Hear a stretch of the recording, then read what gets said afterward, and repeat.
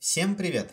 Уже прошло больше недели после выхода обновления, которое затрудняет дайв соло рандом данжей, а значит пришло время поностальгировать о прекрасных временах полных опасностей и нервов во время соло фарма.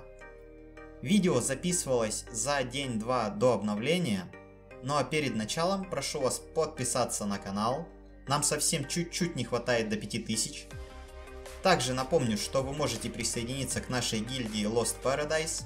Мы играем без обязательств и в свое удовольствие. Ссылка на Discord в описании. Итак, как вы догадались, в этом видео я проходил 10 8.3 соло РД карт.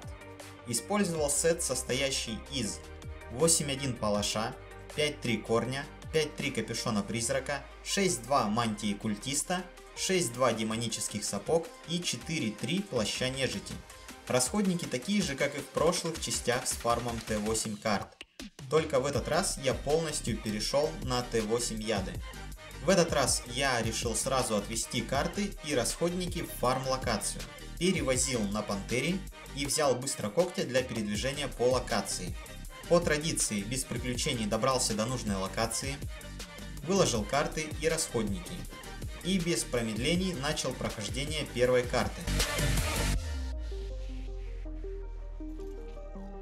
Фейм, как обычно, замеряю по артефактному капюшону. С 4 сундуков одноэтажного данжа выпало достаточно много шмота. И я подумал, что если такой дроп будет в каждой карте, то у меня могут возникнуть проблемы с перевозкой и хранением лута. До ДТ осталось полчаса, и я решил открыть вторую карту после профилактики.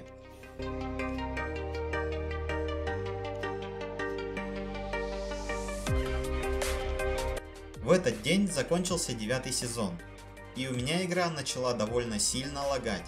Я не смог убить босса, охранявшего синий книжный сундук.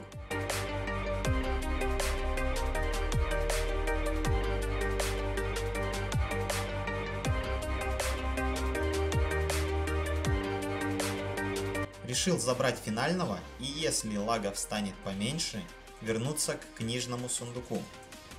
Финальный босс оказался проще, и я с первой попытки разобрался с ним.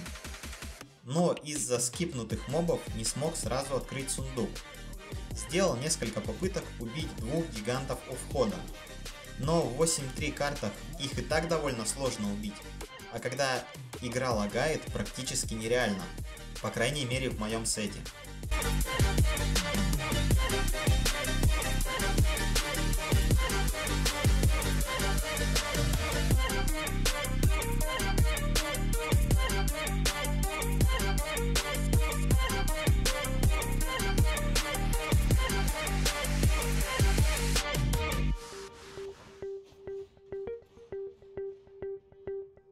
И когда я стоял и думал, что же мне с ними делать, в комнату забежало два камикадзе. Они не стали чистить мобов, и пока шли через них, получили огромное количество урона. У меня в слоте стояли яды, так что я сразу кинул банку в парные мечи, у него сработал плащ нежить. В этот момент у кинжала спал стан, и он кинул яд в меня. Мечи склеили ласты, не выходя из невидимости. Ну а даггер побился об обратку и попытался сбежать.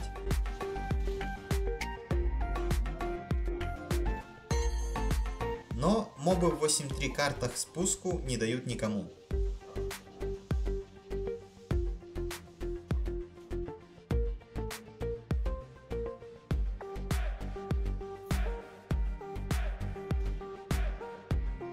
Я собрал лут с гангеров, почистил по пути несколько мобов. С сундука получил приемлемый дроп. Я попытался еще пару раз убить босса у книжного сундука, но безуспешно, и решил продолжить проходить карты на следующий день. Проблема с лагами была устранена. Из зеленого книжного сундука получил 34 тысячи фейма. Без проблем прошел 2 этажа в данже нежити. Получил неплохой лут. 4-й данж лутом и феймом не сильно порадовал. 5-й данж оказался также еретиков. Я слегка отвлекся и поздно заметил зашедшего даггера. Использовал инвиз, чтобы отвейдить мобов. И решил драться, не меняя банку. Я прекрасно понимал, что Даггер довольно легкий для меня противник, поэтому играл весьма расслабленно и не ожидал, что после моей обратки он так сильно меня просадит.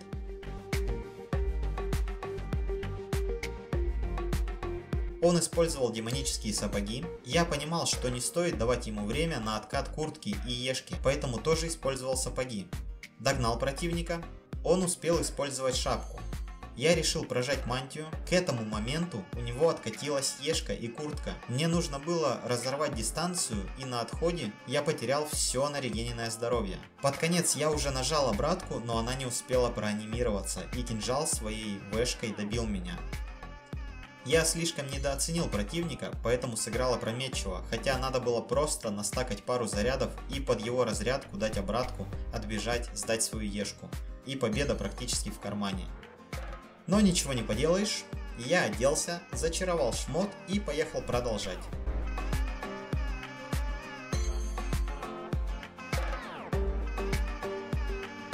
Шестая карта была пройдена без приключений.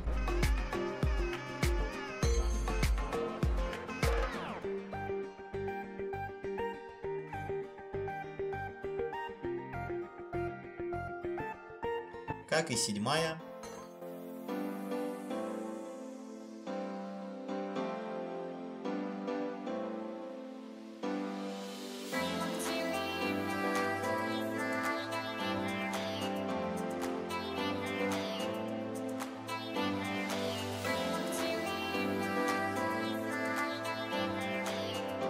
И восьмая.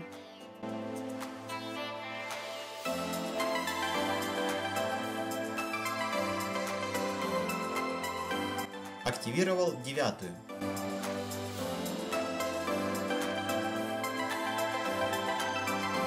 И на пути к ней увидел, что за мной увязался Фрост. Решил отъехать к гайке и возле нее встретил банду гангеров. Пришлось идти в соседнюю локацию. Эти не очень умные ребята продолжили безуспешное преследование в этой локе.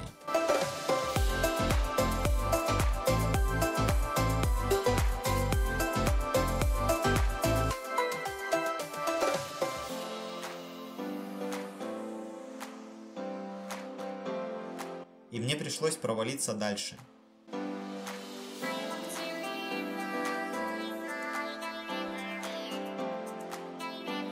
Здесь они отстали. Я вернулся в нужную локацию и, несмотря на то, что встретил члена их гильдии на входе, без проблем добрался до данжа. И также без проблем прошел его. Получил неплохой лут. В финальной карте все-таки открыл синий книжный сундук. Получил 114 тысяч фейма. И практически ничего из финального сундука. Настало время вывозить добытый лут. Я оседлал пантеру, собрал часть лута и отправился в город.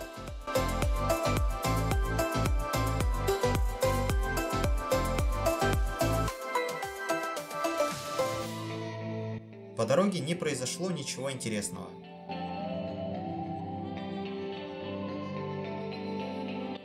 Я скинул лут, переоделся в более приспособленный для побега сет.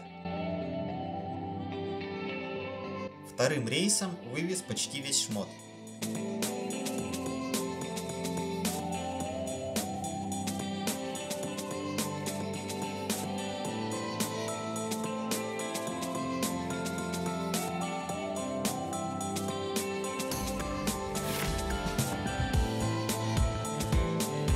Третьим забрал сумки и самые дорогие материалы.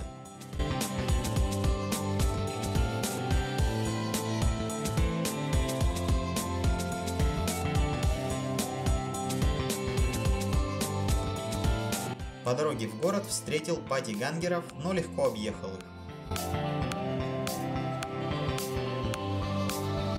У входа в предпортальную локацию встретил еще одну пачку, готовую ограбить одиночного путника. Однако они не успели спешиться, и я без проблем закончил третий рейс.